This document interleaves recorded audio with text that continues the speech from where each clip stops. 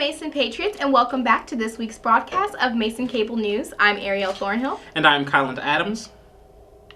So Ariel, how was your spring break? It was interesting. Honestly, I sat at home more than I thought I would. So, did you explore DC? I did explore DC, and I got to get my mom's old truck. So I was driving around with it. That's beautiful, Kylan.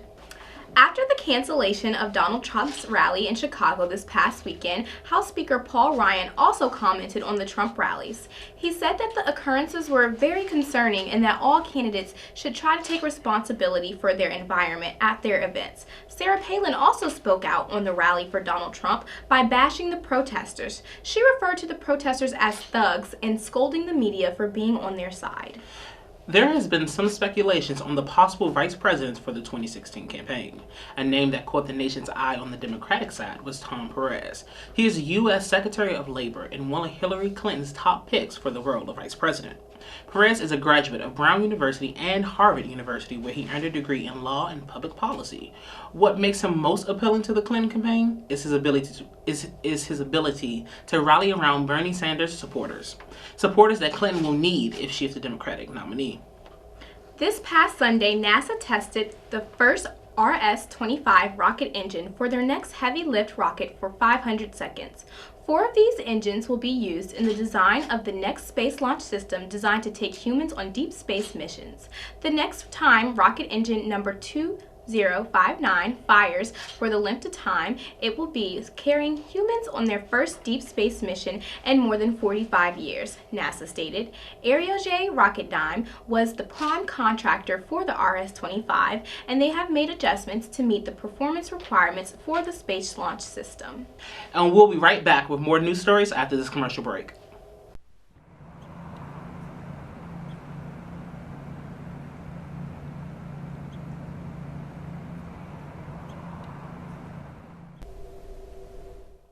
Y'all need to get this.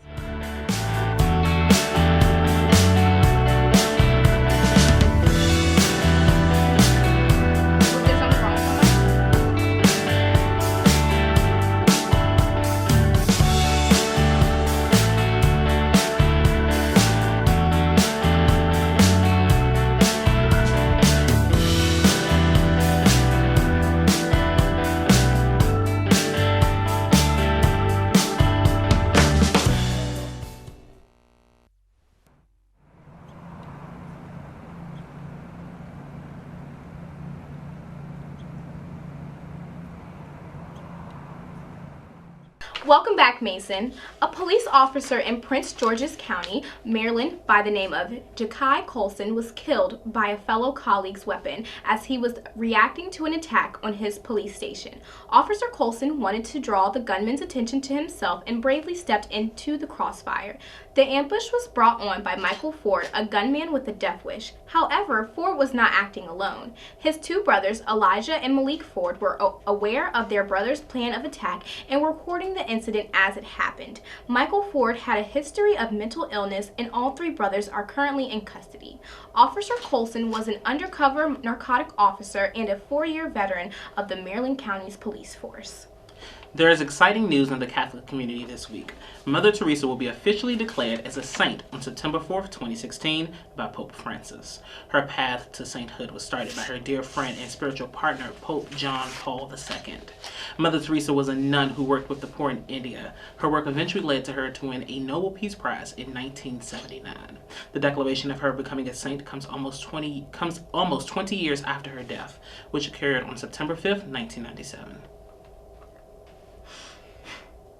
The School of Nursing and Doctoral Student Organization will host a conference this spring called Nursing Leadership, Practice, and Research at the Healthcare Public Health Interface. It will be held on the Prince William Science and Technology campus on March 17, 2016 from 8 a.m. to 5 p.m. The registration, which will include lunch, is $100 for the general public and $60 for students. The meeting will discuss nurses' responses to current practice climates and future needs. 6 nursing CEUs will be provided to all attendees. The Public Relations Student Society of America Mixer is this Friday. The Mixer will be with multiple universities in the DMV area at the GMU Founders Hall on the Arlington campus on March 18th from 9 a.m. to 2:30 p.m. They will be having a panel as well, including professionals from Ogilvy PR, Northrop Grumman, and Bose Allen Hamilton. Then Tom Hoog, former CEO of Hill and Knowlton Strategies, will speak on PR campaigns he is familiar with. We conclude with an interactive networking activity. This event is a great opportunity for students to grow their professional network and learn more about an ever-changing public relations field.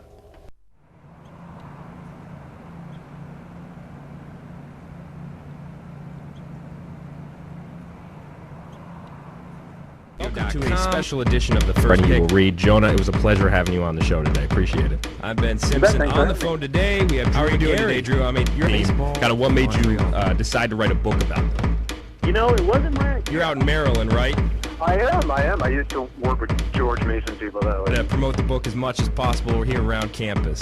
Thanks, dude. All right, have a great one. You will read. Jonah, it was a pleasure having you on the show today. Appreciate it. You're listening.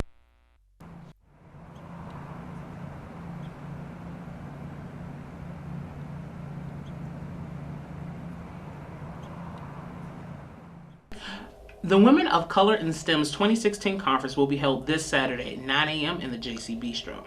The event will have outside speakers from each respective STEM field, including science, technology, engineering, and math. Attend to hear about their journeys in overcoming race and gender biases to obtain successful careers. Those interested can RSVP for the conference at wocstem.eventbrite.com. The Mr. and Miss Black GMU Scholarship Pageant will be held on March 20th, 2016 at 7 p.m. The pageant was created by the Zeta Omicron chapter of Zeta Phi Beta Sorority Incorporated alongside the Omicron Rho Kappa chapter of Delta Sigma Theta Sorority Incorporated and funded by many organizations on Mason's campus to help engage and encourage the Black community at Mason. The pageant is designed to identify a female and male leader in the Black community at GMU and assist them in developing their leadership abilities by providing them with funding and support to serve both the Black community and the Mason community at large. Come out and find out who will be the next Mr. and Miss Black GMU. Right after this commercial break, we'll have Sydney Peterson with your sports report.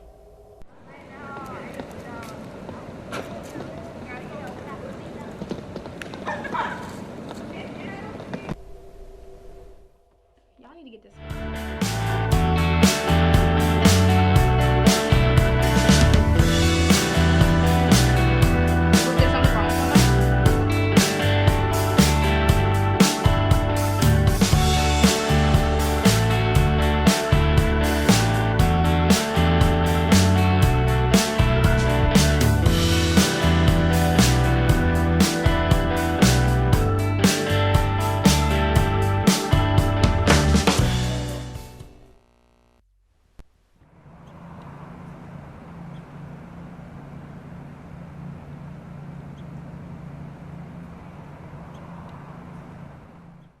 Hello Mason Nation, welcome back from spring break. I'm Sydney Peterson and here is your sports report.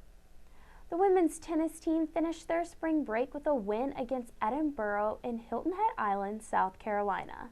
In the doubles competition, Patriots won the top 2 matches. This was led by Patriots Morgan Yank and Nicole Hagewood. Mason also won 5 out of 6 of the single matches. Today, the Patriots will take on Georgetown here in Fairfax. The men's tennis team defeated Mount St. Mary's Tuesday afternoon with a score of 4-3. This improved the team's overall season score to 5-7. Mason won the top 4 singles of the game as well. Today, the men's team is also hosting Georgetown University here in Fairfax. The men's baseball team defeated the Longwood University Lancers with a final score of 13-6 this week. The team scored a season high of 13 runs this game, and the Patriots broke the Lancers' 3-game winning streak. Senior pitcher Mark Maximow pitched 2 innings scoreless. The team also had a season high of 14 walks. Today, the team plays against VMI in Lexington, Virginia. For some extra sports fun, check out the NCAA Men's Basketball Tournament Bracket Challenge. This is promoted by MSI and Giant Killer. For more information about details and prizes, visit giantkiller.co. That's all I have for you today. I'll see you next week.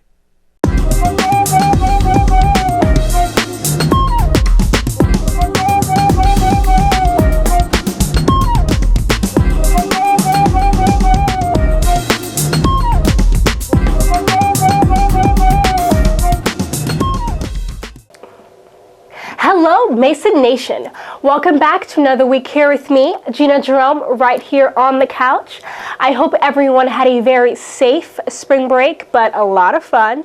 Once again, I am excited to be your source for entertainment news nationally, as well as in the DMV area. So, kicking off our first entertainment news story of the week, this Friday, March 18th, and Saturday, March 19th, at the Center for the Arts, George Mason University's dance company presents its annual dance celebration, featuring thrilling works by an array of acclaimed choreographers. Both performances do begin at 8 p.m. and make sure not to miss your chance to experience these dynamic pieces performed by talented students as they embark upon their very promising dance careers. And prior to the performance on March 19th, the School of Dance hosts the much-anticipated Dance Gala, and it honors special guest Robert Battle, who is known for being a dance visionary and the artistic director of the internationally acclaimed Alvin Ailey American Dance Theater. Well, the Dance Gala event features a pre-performance cocktail hour, meet and greet with professional choreographers and students, and a dinner with remarks from Battle about his professional dance career. Tickets for the gala concert and dinner on March 19th start at $150 per person. So if you really want to get them and are not sold out already, definitely get them as soon as possible. But this is a sad week for the entertainment industry as Grammy-nominated jazz singer Ernestine Anderson dies at the age of 87. Ernestine Anderson died March 10th at a nursing home near Seattle. She was born November 11th in 1928 in Houston and moved with her family to Seattle in 1944. In a career of more than 60 years, Anderson is known for performing all over the world, from the Kennedy Center at Carnegie Hall to festivals in South America, Japan, and Europe. She even once performed at the presidential inauguration of Dwight D. Eisenhower. While Ernestine Anderson is survived by her 3 children, 8 grandchildren, and 4 great-grandchildren. But when life is taken away, new life is given. Last, but definitely not least, this is one thing that people cannot stop talking about, and that is Ciara and Russell Wilson's engagement. The 1-2-step singer Ciara and her boyfriend, Seattle Seahawks quarterback Russell Wilson, are officially set to tie the knot. A rep for the Love Sex Magic singer confirms this on Friday, March 11th. The couple, who were first linked at NBC's I Can Do That rap party last April, initially played coy about the relationship, which is very smart, but later went public in July. They are known for vocally abstaining from sexual relations until marriage. So again, snaps to them. The couple shared an adorable video from the beach at the private resort North Island on Sunday, just 2 days after Wilson proposed. Well, I wish them the best of luck in their impending nuptials. And this has been a great week full of infotainment, Mason Nation, but you better be sure to watch me next week right here on the couch. Sooner or later, it will be final time, so I hope everyone has been cracking open those textbooks and started studying. Once again, this has been Gina Drum right here with you on the couch. See you next week, Mason Nation, and have a great day.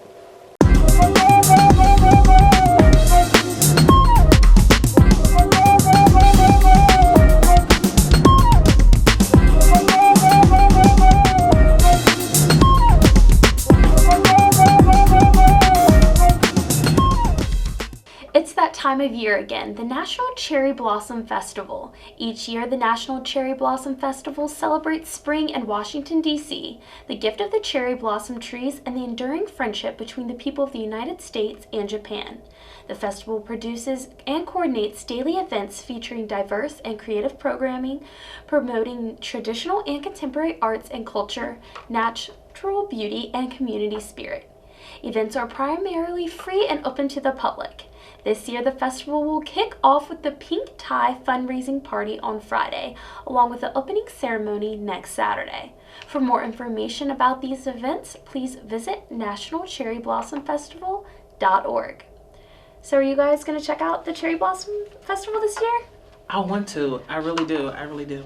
It sounds like a fun event. I've actually never been before, Me so. too. I wanted to go last year and it just slipped by me and I could kick myself for missing it, so definitely going to try to go this year. Same. I hear it's a good time. Yeah. And why not go? It's so convenient being in the area. Definitely. Especially, just take the train and we're there. Hopefully it works on Saturday. Well, we thank you all for tuning in for another broadcast of Mason Cable News. Be sure to follow us on Twitter and friend us on Facebook at Mason Cable News, along with subscribing to our YouTube channel at Mason Cable Network to receive news and updates throughout the day. Until next time, Mason, I'm Kylan Adams. I'm Ariel Thornhill. And I'm Sydney Peterson. Have a great week, Mason.